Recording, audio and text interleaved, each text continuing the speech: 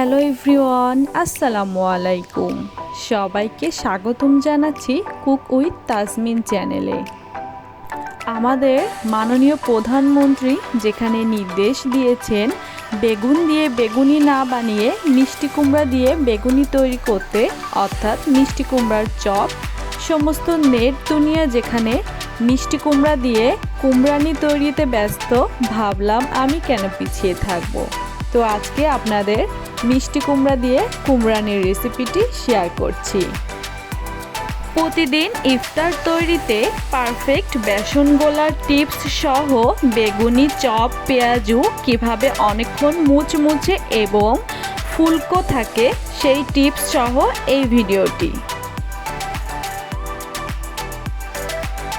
নিচে একটি পরিষ্কার বোল নিয়েছি, তার উপরে ছাঁকনি নিয়ে আমি হাফ কাপ পরিমাণ বেসন দিয়ে দিয়েছি।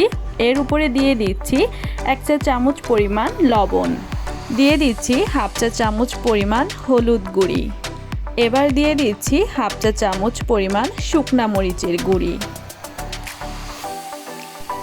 এখন দিয়ে দিব হাফ চা চামচ পরিমাণ বেকিং সোডা। এখানে কোনোভাবেই বেকিং পাউডার ইউজ করা যাবে না।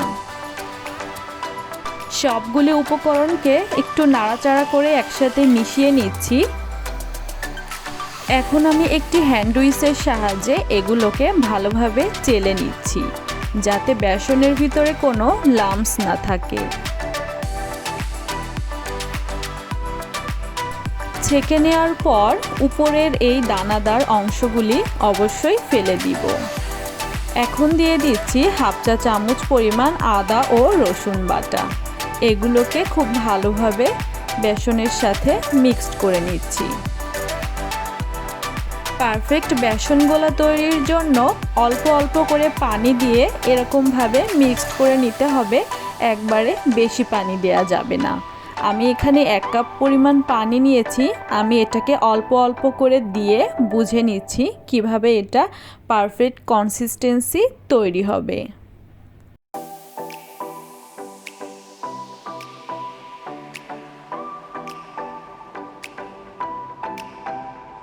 এখন আমি একটি আঙ্গুল চুবিয়ে দেখাচ্ছি, দেখুন আঙ্গুলের গায়ে বেশ এভাবে বেসনটা লেগে আছে। এখন বুঝতে পারছি আমার বেসনটা পারফেক্টভাবে গোলা হয়েছে এবং 1 কাপ পানির থেকে আমার এখনও এতগুলা পানি বেঁচে আছে। বেসন গোলাটিকে ঢাকনা দিয়ে ঢেকে রেস্টে রেখে দিয়েছি।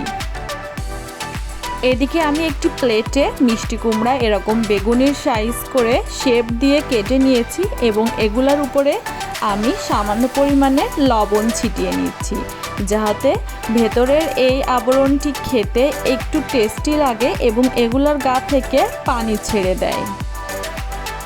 লবণগুলা মিষ্টি কুমড়ার গায়ে খুব ভালোভাবে ওলটপালট করে মাখিয়ে নেওয়ার আরেকটি কারণ হচ্ছে মিষ্টি কুমড়াগুলা যখন কাটা হয় তখন এগুলা একটু শক্ত থাকে। লবণ দেওয়ার কারণে এগুলা কিছুটা একটু নরম হয়ে আসে বা পাতলা হয়ে আসে, তখন বেগুনি বানাতে সুবিধা হয়। তবে মিষ্টি কুমড়ার গা থেকে এরকম পানি ছেড়ে দেওয়ার পর এগুলাকে একটি টিস্যু কিংবা সুতি কাপড় দিয়ে খুব ভালোভাবে পানি চুষে মুছে নিতে হবে। আপনারা চাইলে একটি স্ট্রেনারের উপর রেখেও পানি ঝরিয়ে নিতে পারেন। পানি থাকলে কিন্তু এগুলা দিয়ে যখন কুমড়ানি তৈরি করব বা মিষ্টি কুমড়ার চপ, তখন খেতে খুব বেশি ক্রিস্পি বা মুচমুচে হবে না। আমার এই ভিডিওর প্রত্যেকটি টিপস আপনারা ফলো করবেন, তাহলে আমার মতো পারফেক্ট ক্রিস্পি মিষ্টি কুমড়ার চপ আপনাদেরও তৈরি হয়ে যাবে। এখন যে গুরুত্বপূর্ণ কাজটি করব, বেসনের যে গোলাটা রেস্টে রেখেছিলাম সেখানে আমি 1 চা চামচ পরিমাণ গরম সয়াবিন তেল আমি দিয়ে খুব দ্রুত মিক্সড করে নিচ্ছি। এই গরম তেল দেওয়ার কারণেও কিন্তু আপনার বেগুনিটি অনেকক্ষণ ধরে ফুলকো থাকবে এবং ক্রিস্পি থাকবে। হোটেলের মামারাও ঠিক এভাবে ব্যাটারটি রেডি করে থাকেন। ব্যাটারটি খুব ভালোভাবে জোরে জোরে বিট করে নেওয়ার পর ঠিকমতো ব্যাটারটি ফোলা হয়েছে কিনা আমি একটু পরিমাণ বেসন তেলে দিয়ে টেস্ট করে নিচ্ছি। আমার বেসনটি বেশ ফুলে উঠেছিল। এবার আমি একটি মিষ্টি কুমড়া বেসনের গোলার ভিতরে ভালো করে ডুবিয়ে নিয়ে আমি গরম তেলে দিয়ে দিলাম। তেলের পরিমাণটাও বেগুনি বানানোর সময় একটু বেশি দিতে হবে, যাতে ডুবু তেলে এটা ভাজা হলে খেতে অনেক বেশি ক্রিস্পি হয়। এবং চুলার আঁচটি মিডিয়াম টু লো হিটে রাখতে হবে। চুলার আঁচ কখনোই হাই হিটে রাখা যাবে না, তাহলে ভিতরে কাঁচা থেকে যাবে আর বাইরের অংশটি পুড়ে যাবে।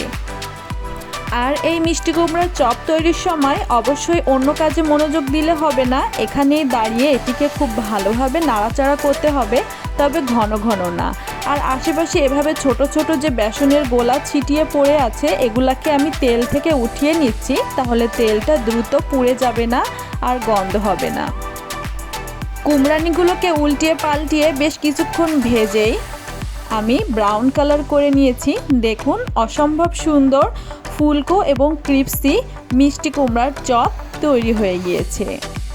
মিষ্টি কুমড়া দিয়ে চপ বা বেগুনি বানার কথাটি অনেক হাসির শুনলেও এটি খেতে কিন্তু অসম্ভব মজার।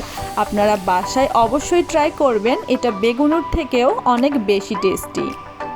চ্যানেলটি সাবস্ক্রাইব করতে ভুলবেন না। আসসালামু আলাইকুম।